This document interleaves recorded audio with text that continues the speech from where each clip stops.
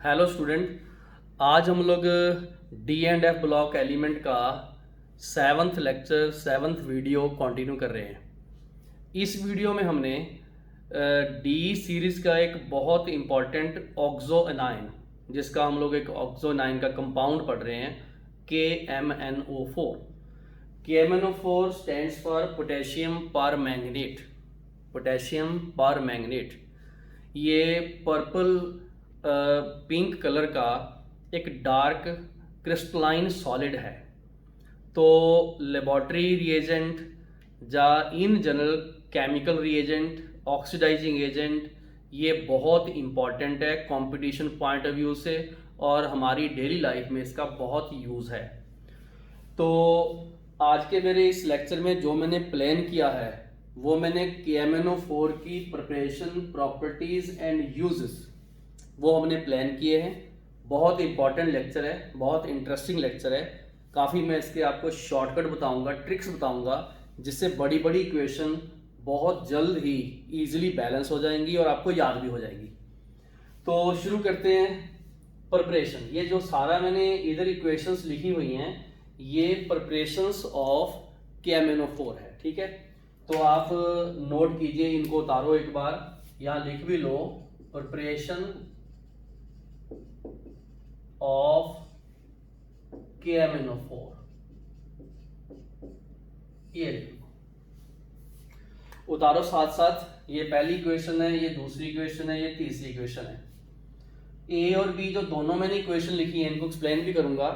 ये दोनों commercial method of preparation of KMnO4 है। हाँ जी, फिर से सुनिए, कमर्शियल मेथड मतलब अगर अपने बड़े लेवल पे इंडस्ट्री लगानी हो और उस इंडस्ट्री में KMnO4 प्रिपेयर करके डिफरेंट आगे जितने भी इंस्टीट्यूशंस हैं, स्कूल है, कॉलेज है, यूनिवर्सिटीज़ की लैब को, या इन जनरल हमने मेडिसिन के लिए इसको यूज़ करना हो, तो बड़े लेवल पे हम लोग इन इक्वेशन को यूज़ करते हैं। ये वाला है लेबॉर्ट्री मेथड, ये जो तीसरा सी लिखा मैंने, लेबॉर्ट्री मेथड है। तो सबसे पहले आपको एक चीज़ बता दूं कि प्रिपरेशन में हमने KMnO4 की प्रिपरेशन में हमने सबसे इम्पॉर्टेंट जो केमिकल यूज़ कर रहे हैं, और वो केमिकल है MnO2। ये सॉलिड फॉर्म में होता है। वैसे इसका नेम है मैंगनीज डाइऑक्साइड। मैंगनीज डाइऑक्साइड ये ऑक्सीडेशन नंबर 4 में है, +4 में है, और जिस ओर से ये मिलता है उस ओर को हम बोलते हैं पायरोसाइट ओर, मिनरल। तो MnO2 का हम लोग करते हैं ऑक्सीडेशन। आप सोचोगे सर ऑक्सीडेशन कैसे पहचानें? आप देखो ये +4 है, और इसमें जब अगर आप Mn की ऑक्सीजन स्टेट निकालो तो ये आएगी +6। तो इसका मतलब +4 से +6 तक हमने ऑक्सीडेशन किया। ऑक्सीडेशन के लिए हमने कौन सा ऑक्सीडाइजिंग एजेंट यूज किया? KNO3O2 दोनों ही ऑक्सीडाइजिंग एजेंट है इन प्रेजेंस ऑफ KOH। मतलब बेसिक मीडियम में हमने MnO2 को इनके साथ हीट किया। ये देखो हीट का साइन। तो ऐसे हमने थ्योरेटिकल लिखना भी हो कि in the first step we heat the MnO2 which is obtained from the pyrolusite mineral or ore using KOH and KNO3 as oxidizing agent, and we get K2MnO4। ये जो K2MnO4 है इसको बोलते हैं पोटेशियम मैंगनेट। मैंगनेट, ये लो manganate, इसमें ये +6 state में होता है। ठीक हो गया। अब राजे एसिडिक मीडियम आपसे प्रोवाइड किया, मतलब पहले स्टेप में हमने जस्ट ऑक्सीडेशन किया, दूसरे स्टेप में हमने एसिडिक मीडियम प्रोवाइड किया। और एसिडिक मीडियम में क्या करता है, ये जो पोटेशियम मैंगनेट है ये +6 से +7 एंड +6 से +4, इसमें हुआ इसका डिसप्रपोर्शनेशन। तो एट द एंड हमें क्या मिला? हमें KMnO4 मिला, लेकिन जो MnO2 है वो हम लोग ये देखो ऐसे रिसाइकल उसको अगेन यूज कर सकते हैं। तो इसमें एफिशिएंसी बहुत इंप्रूव होती है, वेस्ट नहीं जाता, जो बाय प्रोडक्ट बनता वेस्ट नहीं जाता।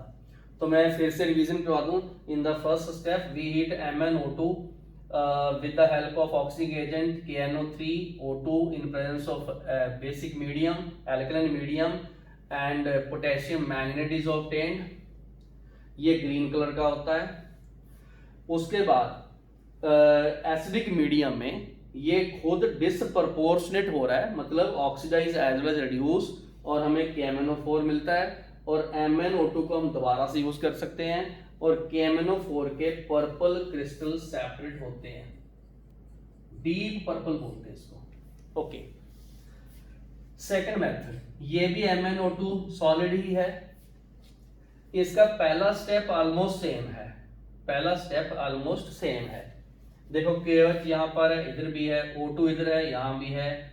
एल्कलाइन फ्यूजन बोलते हैं, मतलब इसको और इसको मिक्स करके स्ट्रांगली हीट करते हैं तो ये मेल्ट हो जाता है, जिसको बोलते हैं एल्कलाइन फ्यूजन। ठीक है, इसमें भी ये +4 से +6 में चेंज हुआ तो इसका भी ऑक्सीडेशन ही है। ठीक है, उसके बाद अब हमने फर्दर +6 को +7 में एक और स्टेप ऑक्सीडाइज किया है, वो किया हमने इलेक्ट्रोलाइटिक ऑक्सीडेशन।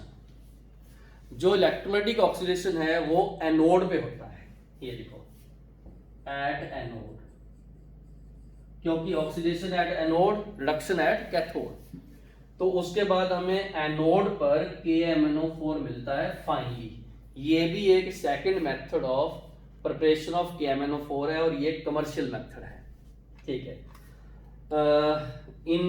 इनमें पहला स्टेप सेम है, दूसरे स्टेप में यहाँ पर एसिडिक मीडियम है, डिस्प्रोपोर्शनेशन है और इलेक्ट्रोलाइटिक ऑक्सीडेशन है और ऑक्सीडेशन है।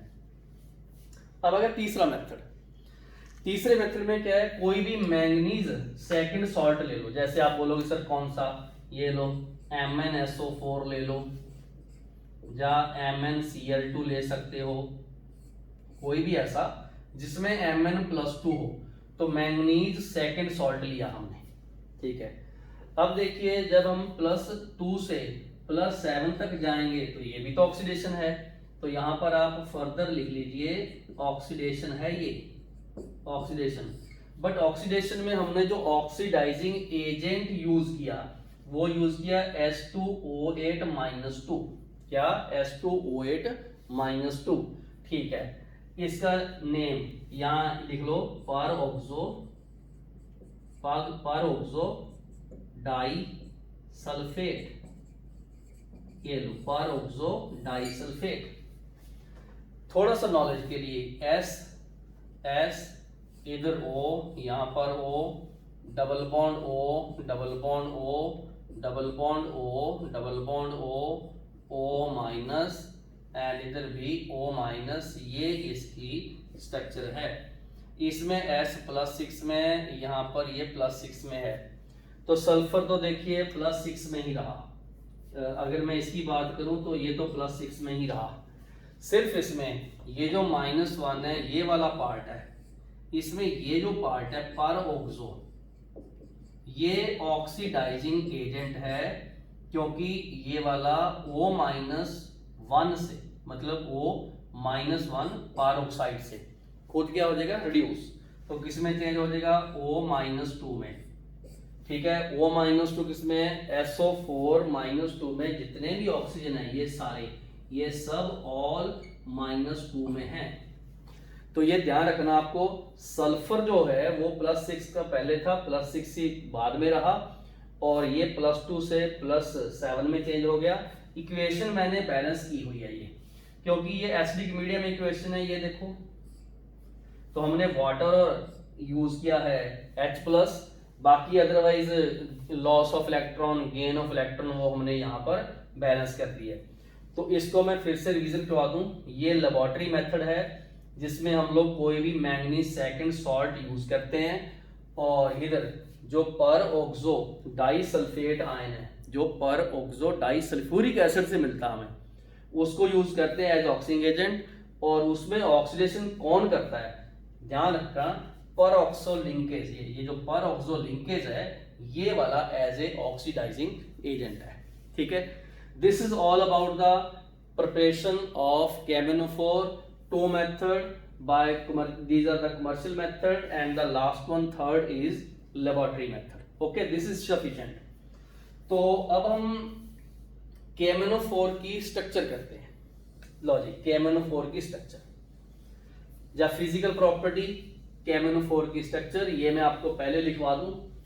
तो आई होप आप सब लोगों ने ये नोट कर लिया होगा और समझ भी लिया होगा। थोड़ा क्रैमिंग पार्ट है, कोई दिक्कत नहीं है, 2-4 बार रिवीजन करोगे सारा कवर हो जाएगा। अब लिखो आप स्ट्रक्चर ऑफ द KMnO4, फिर प्रॉपर्टीज और eight the and uses. Uses basically properties के बीच बीच में आएगा। तो सेकंड लिखिए स्ट्रक्चर एंड बॉन्डिंग, ठीक है, इन KMnO4। ये लो KMnO4, जस्ट सिंपली आप ऐसा भी लिख सकते हो MnO4 माइनस परमैंगनेट आयन की स्ट्रक्चर, ठीक है। मैं डायग्राम इधर ड्रॉ करता हूं, ये लो बेटा, Mn यहां रखा, O minus double bond O, double bond O, double bond O। दिखने में कैसा लगता है? टेट्राहेड्रल। ये sp3 हाइब्रिडाइज्ड मैंगनीज है। ये वाले सारे bond d pi of Mn and p pi of oxygen से बनते हैं, जितने भी ये वाले हैं। Mn की जो डबल बॉन्ड बनाने की टेंडेंसी है वो बहुत हाई है, ठीक है। यहां पर माइनस चार्ज लगा देना, क्लियर हो गया। टेट्राहेड्रल है, ये लो टेट्राहेड्रल लिख लो। ओके, इधर इसके मेन पॉइंट्स। हाँ जी, सबसे पहला Mn is sp3, hence MnO4 minus is tetrahedral. Tetrahedral. दूसरा point, it show resonance. Resonance कितनी? 4 स्ट्रक्चर, 4 शो करेगा। एंड जो रेजोनेंस हाइब्रिड है MnO इस तरीके से, उसमें पार्शियल डबल बॉन्ड कैरेक्टर है। ये लो पार्शियल डबल बॉन्ड, इसको बोलेंगे पार्शियल डबल बॉन्ड कैरेक्टर। इसके बाद अगर आपको bond order of MnO bond पूछा जाए तो हमने क्या करना, सारे बॉन्ड काउंट कर लेने, 1 2 3 4 5 6 7, और स्ट्रक्चर कितनी है? 4, ठीक है। तो 7/4 हमने इसका बॉन्ड ऑर्डर निकाल देना, क्लियर हो जाएगा, मेरे ख्याल से कोई दिक्कत नहीं है। तो अगर आप चेक भी करो तो ये 1.75 बॉन्ड ऑर्डर इसका आएगा, ठीक है। ओके, तो ये बॉन्ड ऑर्डर इसका लेस देन हम लोग बोलेंगे डबल है, और मोर देन 1 है, तो इन बिटवीन है, सारी बॉन्ड इसमें इक्वल है। तो यहाँ ये लिख लो, all MnO bond are equal, ये इक्वल है, ऐसे लिख लो। बॉन्ड एंगल देखो तो लिख लो यहां पर 109 डिग्री 28 मिनट है, ठीक हो गया। कुछ बातें और लिखवाऊंगा। लो जी, एज पर एनसीईआरटी कुछ और चीजें हमने लिखनी है। कौन सी? सबसे पहले Mn+7 = 3d0, तो हम लिखेंगे नो dd ट्रांजिशन। इसमें dd ट्रांजिशन नहीं है, बट यहां पर इलेक्ट्रॉन चार्ज ट्रांसफर हो रहा है, और जो इसको कलर देता, इम्पार्ट कलर, और कलर भी कौन सा? Deep purple. Deep purple colour देता है। डाइल्यूट सॉल्यूशन देखोगे तो पिंक कलर आएगा। KMnO4 used as a indicator in the titration, वहां पर इसका हम पिंक कलर लेते हैं, बट एक्चुअल में जब सॉलिड आता है तो पर्पल डीप कलर के क्रिस्टल होते हैं। एक बात और इंटरेस्टिंग नोट करवाता हूं, वो क्या है? लॉजिक नोट कीजिए, इंटरेस्टिंग बात। KMnO4 में कोई भी इलेक्ट्रॉन अनपेयर्ड नहीं है, मतलब all electron in MnO4 minus are paired. हाँ जी, अब बताओ क्या लिखूं? डाया लिखूं या पैरा? हैंस बोलो, याद होगा ये डायामैग्नेटिक है। लो जी लिख लो डायामैग्नेटिक है। ठीक हो गया। लेकिन यहां ब्रैकेट में लिखो क्या, जो MnO4 - 2 है जिसको बोलते हैं मैग्नेट आयन, ये पैरा होता है, पैरामैग्नेटिक होता है। क्यों? क्योंकि इसमें वन इलेक्ट्रॉन अनपेयर्ड होगा। कैसे?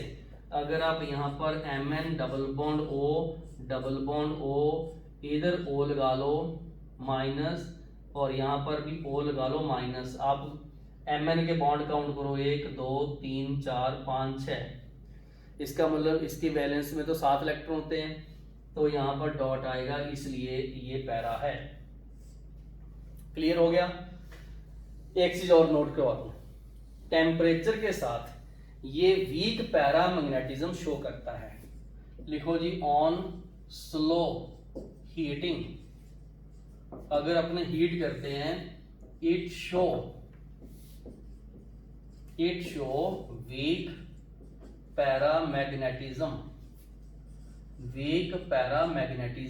पैरामैग्नेटिक बिहेवियर शो करता है। ऐसा क्यों?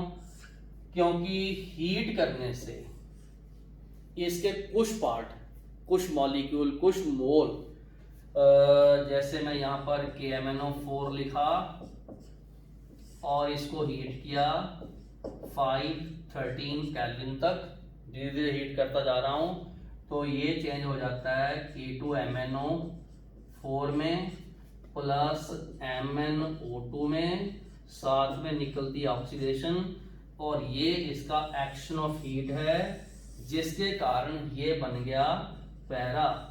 तो मतलब जो शुरू में डाया था, और ये देखो ऑक्सीजन भी इसमें पैरा हुई, ऑक्सीजन भी पैरा होती है। ठीक है। तो अल्टीमेटली हमने ये देखा कि KMnO4 ऑन हीटिंग शो और develop weak paramagnetic behaviour due to some part of the crystal change into paramagnetic potassium manganate ion and also the O2 is liberated। तो ये वेरी वेरी इंपॉर्टेंट चीज मैंने आपको यहाँ करवाई है। ओके डन, बिल्कुल क्लियर। तो मैंने प्रिपरेशन खत्म करवा दी और इसकी स्ट्रक्चर के बारे में सारा कुछ लिखवा दिया कंप्लीट। तो अब हम करते हैं इनकी प्रॉपर्टीज। लिखो जी, सबसे पहले प्रॉपर्टी में हम लिखेंगे एक्शन ऑफ हीट। लो जी, एक्शन ऑफ हीट लिखेंगे। लो बेटा, एक्शन ऑफ हीट लिखेंगे।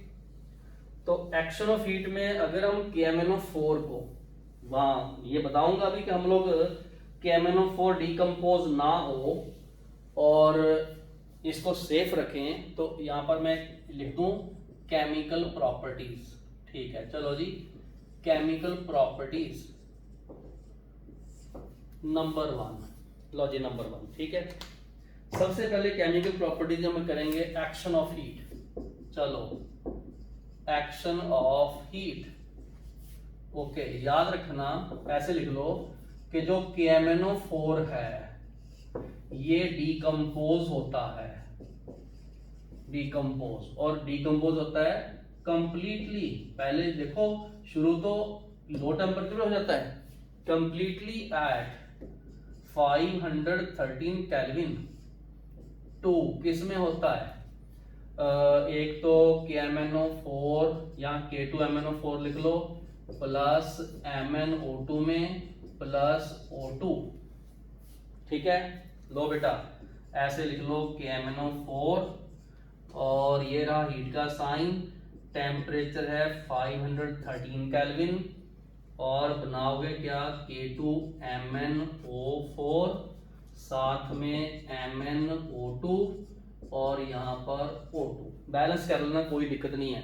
यहाँ पर K2 है तो इधर 2 लगा लो, Mn ये देखो बैलेंस हो गए, और अगर ऑक्सीजन कम ज्यादा है तो उधर बैलेंस करना, यहाँ ऑक्सीजन है अपने पास। ठीक हो गया। ऑक्सीजन इधर कितने हैं? ऑक्सीजन यहाँ पर 8 है, देखो 4 ये रहे, 2 6 और 2 8, कंप्लीट। ठीक है, इसमें आप एक चीज चेक करो कि इस इक्वेशन को हम लोग कहाँ यूज कर सकते हैं। देखो, ये खुद +7 में, ये +6 में, ये वाला +4 में, और यहाँ पर ये ऑक्सीजन लिबरेट हो गई। क्लियर है? बिल्कुल। लो बेटा, यहाँ कुछ बातें इंपॉर्टेंट बताता हूँ। सबसे पहले तो देखो +7 से जब भी ऑक्सीजन स्टेट लो होती है तो ये खुद क्या होगा, रिडक्शन। ये एक ऑक्सीडाइजिंग एजेंट है और ये सोर्स ऑफ O2 है। ये लो, ये देखो, कहीं भी हमें O2 चाहिए तो यहां से मिल सकती है। लो बच्चे, एक बहुत इंपॉर्टेंट बात यहां लिखवाने वाला हूं, लिखिए साइड में। क्योंकि KMnO4 तो हीट करने से डिकम्पोज हो गया। अगर हम लोग ट्रांसपेरेंट ग्लास बॉटल या ट्रांसपेरेंट मटेरियल में इसको स्टोर करेंगे तो लाइट की हीट से भी ये फोटोसेंसिटाइजेशन के कारण भी डिकम्पोज हो सकता है। तो हम KMnO4 डिकम्पोज ना हो तो हम क्या करते हैं, KMnO4 को डार्क कलर्ड बॉटल्स में स्टोर करते हैं। लिखो जी यहाँ पर ऐसे, to protect the KMnO4 from decomposition। ठीक है, इट इज स्टोर्ड इन, हाँ जी लिख लो, डार्क कलर्ड, ठीक है, बॉटल्स, जैसे ब्राउन ग्लास या कोई भी ऐसा ग्लास जो लाइट को कट ऑफ करे और लाइट की एनर्जी के फोटोन को एनर्जी को यहाँ डिकम्पोज होने में यूज ना होने दे। लो जी, this is the first property of KMnO4। Next is the second one. Second one में हमने ये देखना है कि ये एक स्ट्रॉन्ग ऑक्सीडाइजिंग एजेंट है। लिखिए बी, स्ट्रॉन्ग ऑक्सीडाइजिंग एजेंट, ऐसे लिख लो, स्ट्रॉन्ग ऑक्सीडाइजिंग एजेंट। ठीक है, वैसे तो यहां पर भी है लेकिन इन डिफरेंट मीडियम लिख लेना आप, डिफरेंट मीडियम में लिख लो। ठीक है, लो बेटा, यहां पर एक आपको मैं ट्रिक बताता हूं, ये स्ट्रॉन्ग ऑक्सीजन एजेंट है इन डिफरेंट मीडियम। लो बेटा, यहां पर एक मैं ट्रिक बताऊंगा आपको, वो ट्रिक आप लोगों ने नोट करनी है। क्या है वो, देखो यहां पर MnO4- है। ठीक है, शॉर्टकट नोट करना आप लोगों ने, अभी नोट कीजिए प्लीज, ये लो नोट कीजिए। ठीक है, यहां पर लिखा मैंने बेसिक मीडियम, कौन सा, बेसिक के लिए मैंने B यूज किया। फिर लिखा मैंने यहाँ पर एसिडिक मीडियम, उसके लिए मैंने A यूज किया। फिर आपने लिखा यहाँ पर न्यूट्रल, उसके लिए मैंने N यूज किया। समझ आ गया? तो ये +7 में है, क्लियर हो गया? ठीक है, बेसिक मीडियम में ये MnO4-2 में चेंज होगा +6। इसको चाहिए क्या, एक इलेक्ट्रॉन। यहां पर इसका N फैक्टर अपने 1 लेना है, NO ऑक्सीडाइजिंग एजेंट का। एसिडिक मीडियम में ये चेंज होता है Mn+2 में 7 से 2, यहां पर ये +5 इलेक्ट्रॉन लेता है, इसका N फैक्टर अपने 5 लेना है। न्यूट्रल मीडियम में ये चेंज होता है MnO2 में, इधर +4 है, 7 और 4 में डिफरेंस, यहां पर ये 3 इलेक्ट्रॉन लेगा और इसका N फैक्टर अपने 3 लेना है। शॉर्टकट क्या बना, यहां लिखोगे आप ऐसे, क्या, BAN, बैन 153, याद कर लेना, बैन 153। बेसिक में 1 और एसिडिक में 5 और न्यूट्रल में, जब फेंटली एल्कलाइन भी बोलते हैं इसको, ठीक है, न्यूट्रल और वीक एल्कलाइन भी बोलते हैं इसको, वीक एल्कलाइन, वो स्ट्रॉन्ग एल्कलाइन है, ये एसिडिक है। ठीक है, और अगर अपने कोई भी इक्वेशन बैलेंस भी करें तो H आयन जो है वो concentration of H ion will change the nature, ये लिखो, concentration of H ion will change and affect the oxidizing power of KMnO4। ये लो, सबसे ज्यादा एसिडिक ये वाला है, ठीक है, फिर ये बेसिक है, फिर ये न्यूट्रल है। क्लियर हो गया। अब मैं इनके एसआरपी भी यहाँ लिख देता हूँ। लो जी, एसआरपी लिखता हूँ, याद रखना इसका एसआरपी, हाँ जी, फिर इसका भी एसआरपी, फिर इसका भी एसआरपी। एक बार नोट कर लो। एसआरपी का मतलब 7 से 6 चेंज होना, 7 से 2 चेंज होना, 7 से 4 चेंज होना, ठीक है। इसका एसआरपी है प्लस 0.56, इसका एसआरपी है 1.52 वोल्ट प्लस, इसका एसआरपी है 1.69 वोल्ट, ये भी प्लस। समझ आ गया? ठीक है। जो मैंने इधर बात लिखी है कि concentration of the H ion will change and effect of oxidizing power, ठीक है, चेंज भी करेगा और and effect the oxidizing power, oxygen power को चेंज भी करेगा, उसको इफेक्ट भी करेगा, ठीक है। ये देखो आप बेसिक में, अब जब एसआरपी बढ़ रहा है इधर को, जब एसआरपी इधर को बढ़ रहा है तो एसआरपी के बढ़ते हुए तो हम ये देखेंगे कि ये स्ट्रॉन्ग ऑक्सीजन एजेंट हो रहा है, सबसे वीक यहाँ है, उससे ये है, उससे ये है, क्योंकि वैल्यू बेस ही चलते हैं।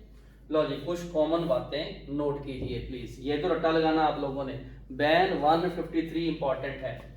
लो जी लिखिए, जो इसकी ऑक्सीडाइजिंग पावर है वो डायरेक्टली प्रोपोर्शनल टू एसआरपी होती है।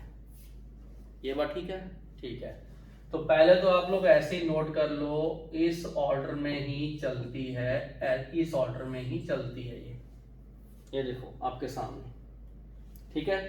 दूसरे नंबर पे आपको ऑब्जेक्टिव बहुत बार आएगा क्या, Mn प्लस 7 से Mn प्लस 6 से ज्यादा, Mn प्लस 7 से Mn प्लस 2 से ज्यादा, Mn प्लस 7 से Mn प्लस 4 का ऑक्सीडाइजिंग पावर जा SRP का ये ऑर्डर है। देखो 7 से 6, ये रहा 7 से 6, और मीडियम इस अकॉर्डिंग चलता है। देखो बेसिक एसिडिक न्यूट्रल इस मीडियम के अकॉर्डिंगली चलता है।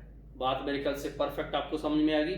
मतलब एच आयन कंसंट्रेशन पीएच का रोल है KMnO4 की ऑक्सीडाइजिंग पावर में, और ये आप लोगों ने याद करने हैं। ये वाले कहाँ याद करने हैं, जब हम लोग इनको ऑक्सीडाइजिंग एजेंट यूज करेंगे तो हम लोग एक इक्वेशन लिखेंगे। लिखो जी, रिडॉक्स टाइट्रेशन में, ऐसे लिख लो, रिडॉक्स टाइट्रेशन में हमने एक इक्वेशन यूज करनी है। इसको मिटा दूं, यहां लिखवाता हूं, बहुत इंपॉर्टेंट है। मैं उसके एक दो न्यूमेरिकल भी आपको करवाऊंगा। लो जी, कौन सी इक्वेशन लिखनी है?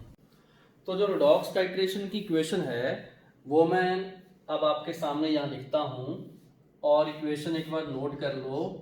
MOVONO इक्वल टू MrVrNr, ठीक है। तो ये वाला ऑक्सीडाइजिंग एजेंट के लिए है, इस तरफ हमने KMnO4 रखना, और यहां पर हमने बैन 153 का फंडा लगा देना। इधर हमने रखना है रिड्यूसिंग एजेंट, और ये N फैक्टर रिड्यूसिंग एजेंट का फैक्टर है, ठीक है। ये समरी नोट करो जो बनाई हुई है।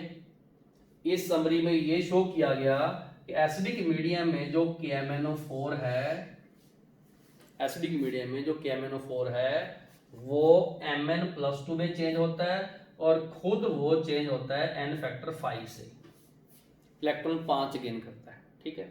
लेकिन वो साथ साथ और क्या करता है, किसको ऑक्सीडाइज करता है, -1 को I2 में, यहां 2 लगा लो, इसका N फैक्टर जो आपने 2 लेना है, फेरस सॉल्ट को, जो ग्रीन कलर का है, वो चेंज होता है येलो में। इसका अपने n फैक्टर 1 लेना है। ऑक्जेलेट आयन, ये वाला ऑक्जेलेट आयन, अगर आप इसमें कार्बन देखोगे, इसमें कार्बन देखोगे तो यहां पर आएगा +3, यहां पर देखोगे तो +4, 2 लिख लो क्योंकि कार्बन 2 है। अगर अपने इसका n फैक्टर लेना तो वो 2 लेना है। समझ आ गया? ये H2S गैस है, -2 से 0 में चेंज हुई, यहां पर n फैक्टर आपने 2 लेना है, ये रिड्यूसिंग एजेंट का, ये वाला।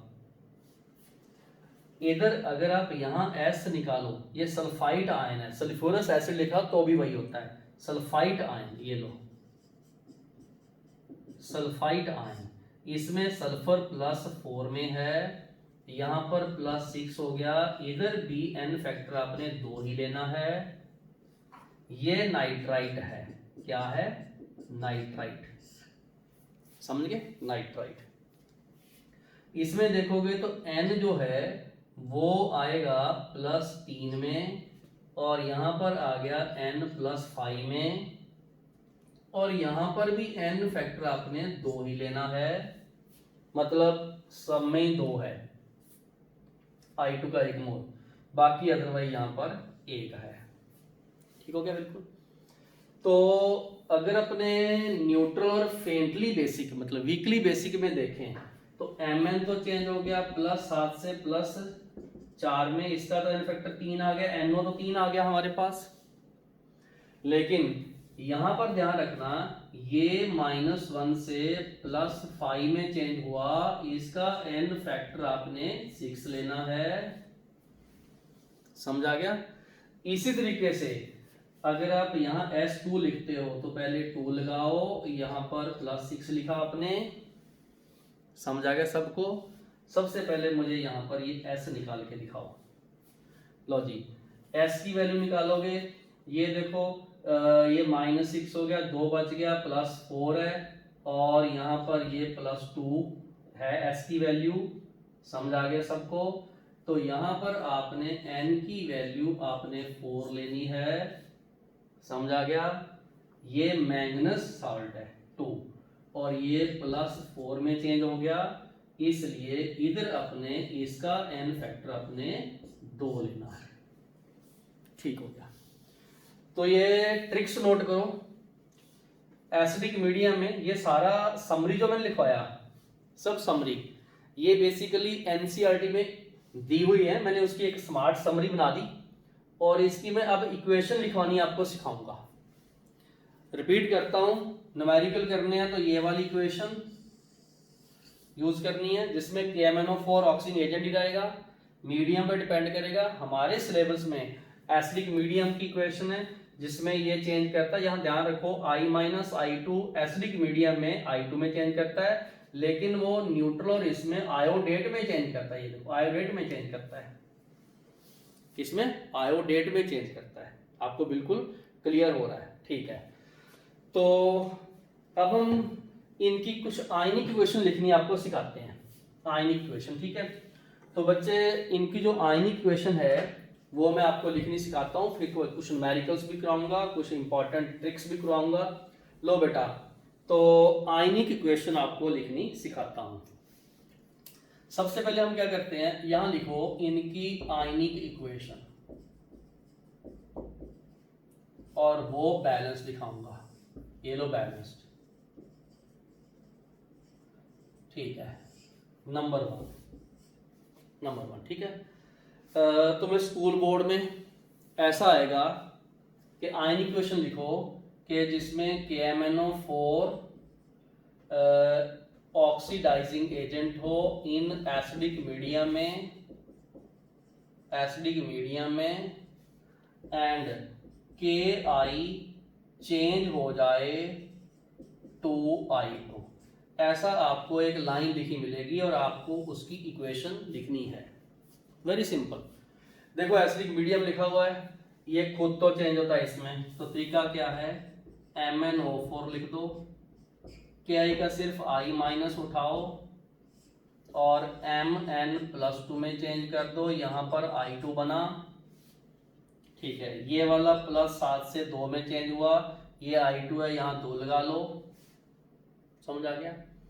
ये माइनस से 0 में चेंज हुआ, इंक्रीज हुआ, मतलब ऑक्सीडेशन हुआ इसका। तो हम ऐसा लिखेंगे कि इसका जो ऑक्सीडेशन नंबर है इंक्रीज हुआ बाय 2 और इसका जो ऑक्सीडेशन नंबर है, ऑक्सीडेशन नंबर डिक्रीज हुआ बाय 5। यहां समझ में आ गया, बाय 5। अब मैं क्या करूंगा, देखो 5 डिक्रीज हुआ, 2 इंक्रीज हुआ, इसको 5 से मल्टीप्लाई 10 बना, इसको 2 से मल्टीप्लाई 10 बना, 2 का मतलब यहां पर 2 लगा लो, 5 का मतलब इधर 5 लिखो और यहां पर भी 5 लगाओ। इक्वेशन बनी 2MnO4 माइनस 2I माइनस 2 नहीं 5 और 2 10, लो जी ठीक कर लो 10, और उसके बाद 2Mn+2 एंड 5I2। मीडियम कौन सा? एसिडिक मीडियम में सबसे पहले ऑक्सीजन बैलेंस करते हैं। क्या करते हैं? ऑक्सीजन। यहाँ पर 4 और 2 ये 8 है, उधर कोई नहीं है, यहाँ पर लगा दो 8 वाटर, यहाँ पर 16 हो गए और ये हुई इक्वेशन बैलेंस। ये लो, तो ये आपको फाइनली लिखनी आनी चाहिए। ऑब्जेक्टिव में क्या पूछेंगे? आपको पूछ लेंगे इसका A कॉन्स्टेंट क्या है, ये B क्या है, ये C क्या है, ये वाला X क्या है, ये वाला Y क्या है और ये वाला Z क्या है। डन। चलो एक और प्रैक्टिस करते हैं। लो बेटा, इसकी आप खुद कर लेना, ये ऑक्सैलिक एसिड वाली करवाता हूं, ऑक्सैलिक एसिड वाली, ठीक है। लो बेटा, ऑक्सैलिक एसिड वाली करवाता हूं। क्वेश्चन क्या आएगा? ऐसे आएगा आपको, ऑक्सीडेशन, ऐसे क्वेश्चन आएगा, oxidation of oxalate ion bye KMnO4 in acidic medium.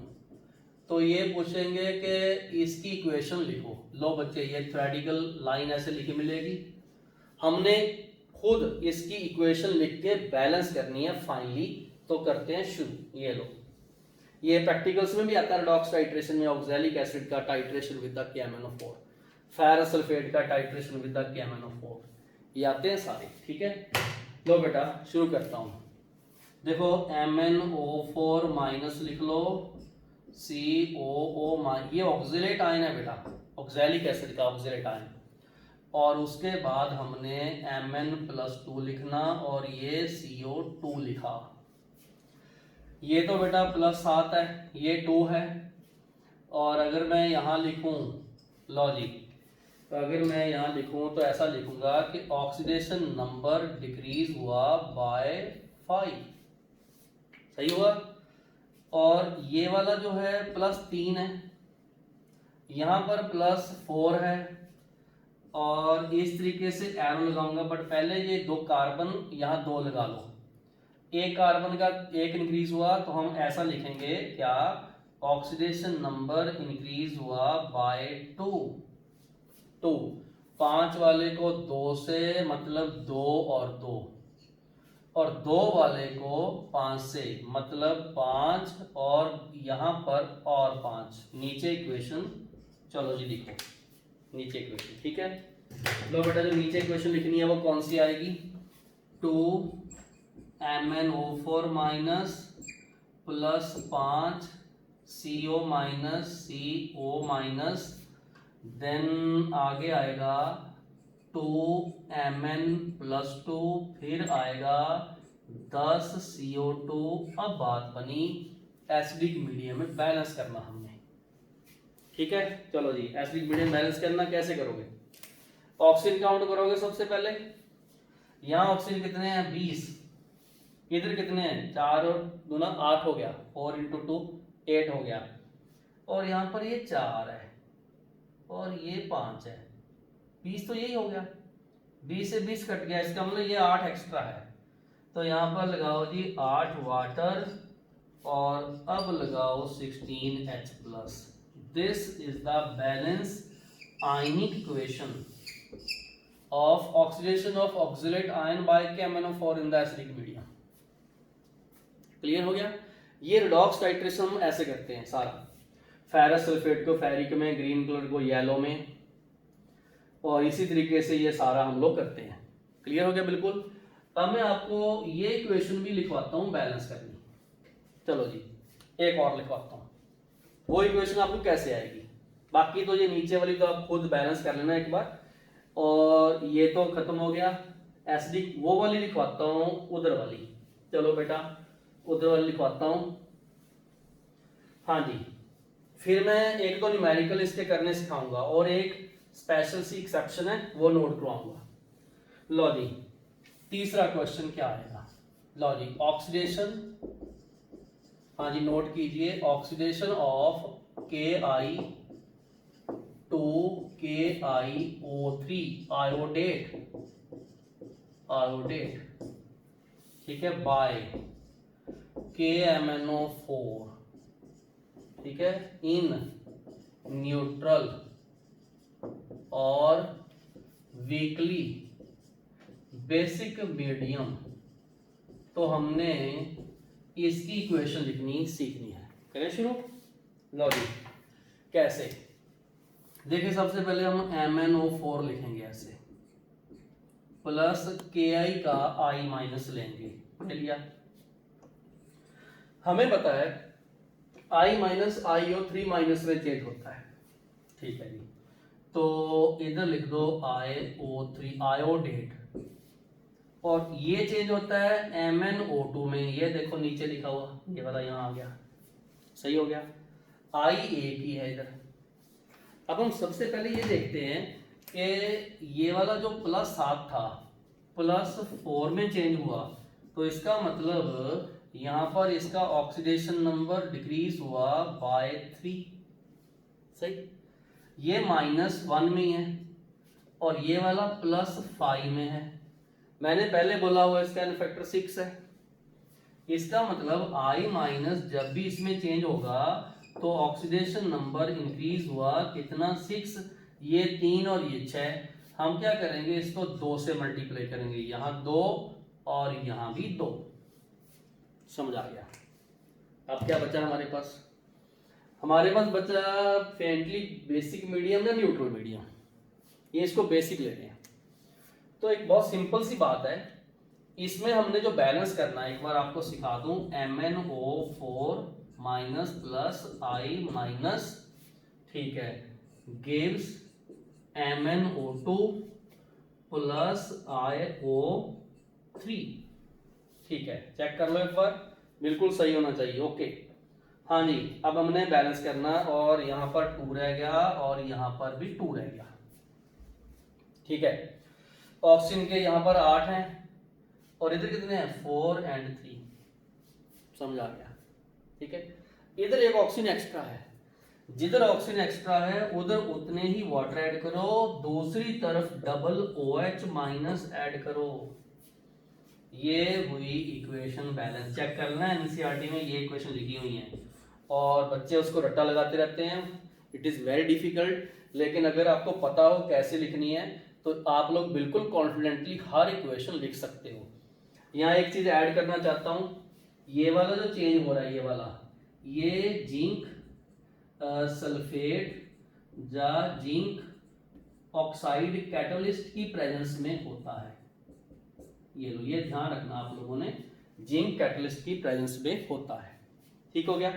तो मैंने बीच बीच में से आयनिक इक्वेशन लिखनी सिखाई है। एक उस तरफ की लिखा दी जिसमें हमने ये 7 से 4 चेंज किया है, 2 मैंने इधर लिखा दी, बाकी कुछ छोड़ दी मैंने, वो आप लोगों ने खुद लिख के प्रैक्टिस कर लेनी है।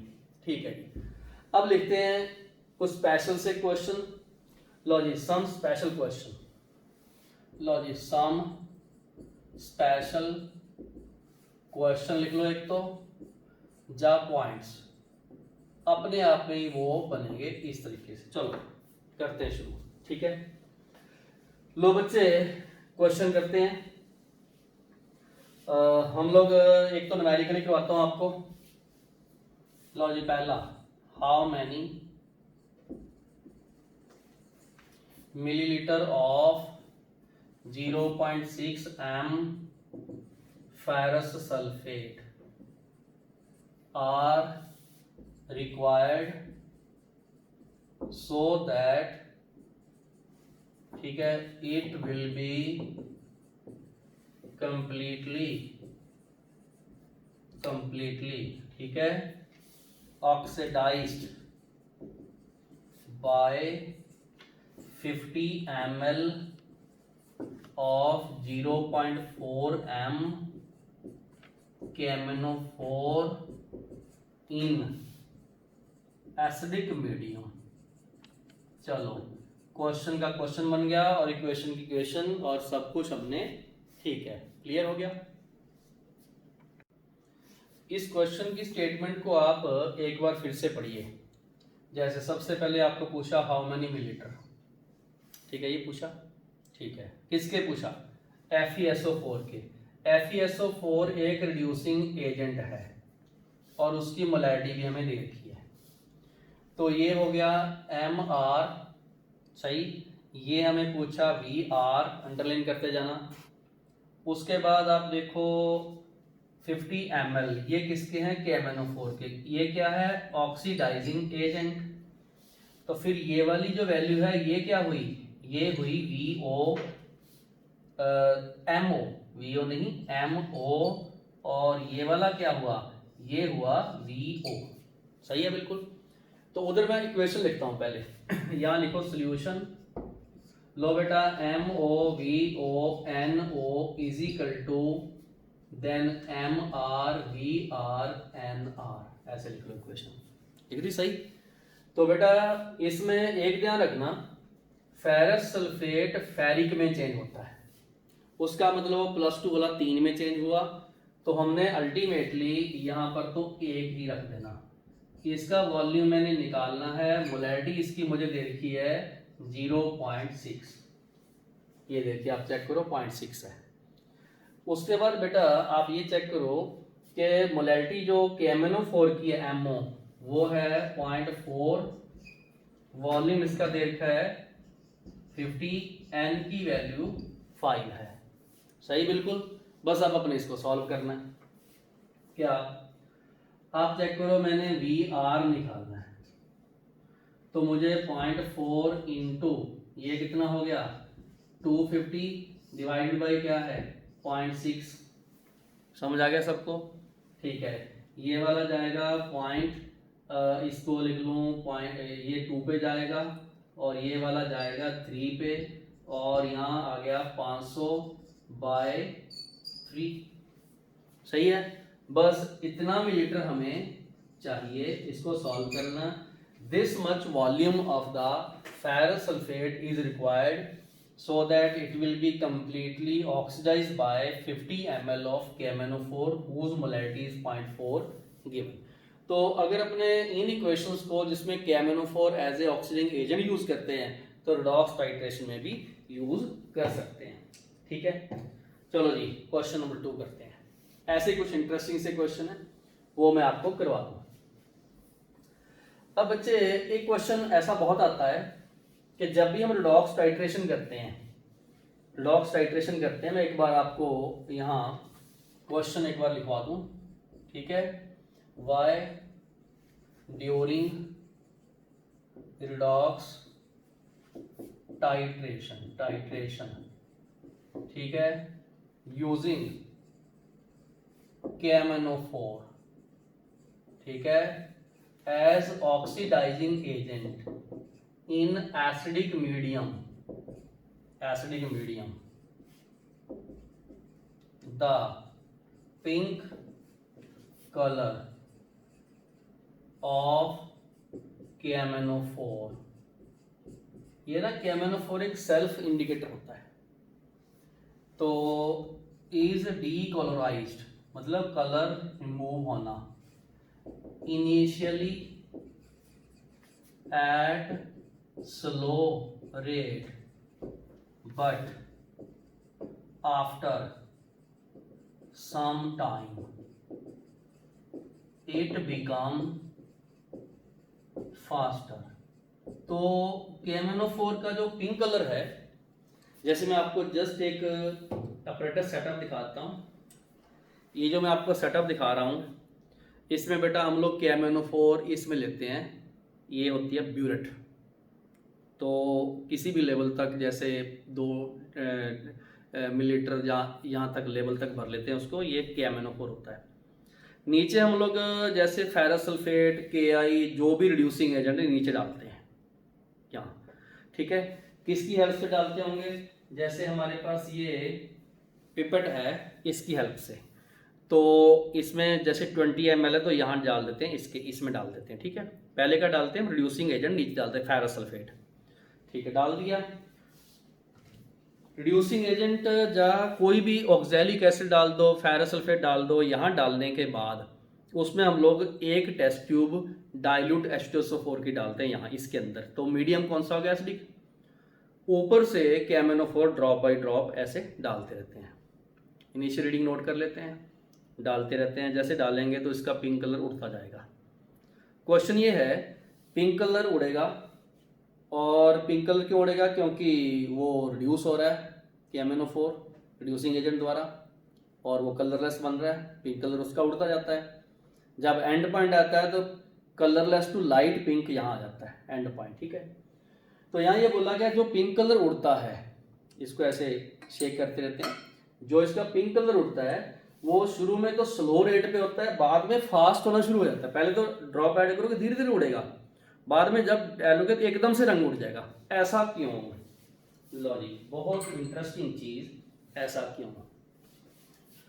बेटा ये ध्यान रखना, इसके पीछे जो क्वेश्चन है वो एक टर्म आएगी, हम लोग किसी और यूनिट में पढ़ेंगे, उसको बोलते हैं ऑटो कैटालाइसिस। ये लिखते हैं ऑटो कैटालाइसिस। मतलब ये एक ऐसी रिएक्शन है, जैसे मैंने लिखा MnO4 माइनस प्लस Fe+2 और Mn+2 एंड Fe+3, ये रिड्यूसिंग एजेंट है, ये ऑक्सीडाइजिंग एजेंट है, मीडियम एंड एसिडिक दे दिया। इसका कलर पिंक है, इसका कोई कलर नहीं है, ये कलरलेस है, ये ठीक है, समझ आ गया। तो बच्चे एक ध्यान रखना, ये जो रिएक्शन हो रही है इसको कैटलाइज कौन करता है? Mn+2। लो जी, ये इसकी ट्रिक है, यहां लिखो, because Mn+2 catalyze the reaction. अब क्वेश्चन आ गया, ये कैटलाइज करता है, इसका मतलब जब टाइम t 0 है, ये तो बना ही नहीं था, बना नहीं था तो कैटलिस्ट ही नहीं था, कैटलिस्ट नहीं बना तो रिएक्शन स्लो होगी। जब टाइम बढ़ता जा रहा है तो उसमें ये Mn+2 बढ़ेगा, पहले 0.5 मोल बनेगा, फिर 1 मोल बनेगा, 1.5 मोल बनेगा, बनता जाएगा। जैसे जैसे इसकी कंसंट्रेशन बढ़ेगी तो रिएक्शन तेज हो जाएगी, because Mn+2 catalyse the reaction at time t0, concentration of Mn+2 is 0 after some time, थोड़ी देर के बाद, ऐसे लिखूंगा, concentration of this increase, hence reaction become faster, reaction क्या होगी? फास्ट होगी। तो इसका मतलब शुरू में जो कैटलिस्ट चाहिए था हमें, ये वाला, और इसीलिए बोलते हैं इसको ऑटो कैटालिसिस। नॉर्मल कैटालिसिस सबको पता है, ऑटो कैटालिसिस का मतलब ऐसी रिएक्शन जिसमें एक प्रोडक्ट कैटलिस्ट का काम करे रिमेनिंग रिएक्टेंट के लिए। तो शुरू में क्या होता है कि जो प्रोडक्ट है, जो कैटलिस्ट जिसने काम करना है, वो बहुत कम बना होता है, इसलिए रिएक्शन स्लो होती है, और धीरे धीरे जैसे इसका अमाउंट बढ़ेगा तो ये रिएक्शन फास्ट करेगा। ये इंटरेस्टिंग क्वेश्चन था। लो जी, तीसरा और लास्ट एक और इंटरेस्टिंग क्वेश्चन लिखो, वो क्या है? ये लो तीसरा और last, to provide acidic medium, ठीक है, during use of KMnO4 as oxidizing agent, it is not preferred, not preferred, ठीक है। लो जी, not preferred to use, हाँ जी, क्या यूज करना, HCl और HNO3, but use dilute H2SO4। मतलब हमने ये क्यों नहीं यूज करना और ये क्यों नहीं यूज करना। कभी भी देखना लैब में अगर आपको टीचर प्रैक्टिकल के लिए बोलेंगे तो आपको बोलेंगे डाइल्यूट H2SO4 ऐड करो, ये वाला ऐड करो, ये नहीं ऐड करना, ये नहीं ऐड करना। To provide the acidic medium during use of KMnO4 as oxidizing agent, it is not preferred to use HCl or HNO3 but use dilute H2SO4। Logic समझो उसका क्या है, ठीक है। लॉजिक, हर क्वेश्चन का लॉजिक है।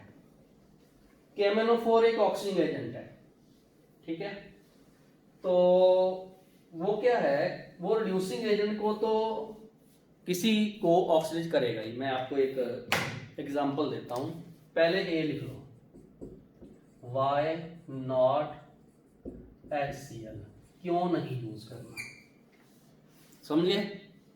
बिकॉज, ऐसे लिखो, because KMnO4 oxidize the HCl to Cl2, ये काम करता है, माइनस को जीरो में करता है, समझ गए। तो इसका मतलब सम एक्स्ट्रा वॉल्यूम, या ऐसे लिख लो मिली मोल या milli equivalent of KMnO4 is required. जिसको हमने ऑक्सीडाइज करना था, मान लो फेरस सल्फेट है, उसका वॉल्यूम तो ये लेगा ही, यूज करेगा ही, लेकिन जब अपने HCl डाल देंगे तो थोड़ा वॉल्यूम उसको ऑक्सीडाइज करने में भी चाहिए होगा, ये इसलिए बना extra volume. Hence, there is an error in the reading। Reading में एरर होगा, और जो वॉल्यूम ऑब्जर्व्ड है वो ग्रेटर देन वॉल्यूम थ्योरेटिकल हो जाएगा। एक्चुअल में जो वॉल्यूम KMnO4 का है वो हम जितना सोच रहे थे उतना नहीं, उससे ज्यादा यूज होगा, क्योंकि उसका एक पार्ट इसको यूज हो गया, इसलिए यूज नहीं करना, ठीक है। नेक्स्ट, अब HNO3 क्यों नहीं यूज करना, उसका भी कोई लॉजिक है। लॉजिक बी लिखो, वाई नॉट HNO3, ये लो। आपको पता होना चाहिए कि HNO3 जो है, HNO3 itself act as oxidizing agent. यहाँ ऑक्सीजन एजेंट दो हो गए, एक तो KMnO4 है ही और एक HNO3 हो गया, ठीक है।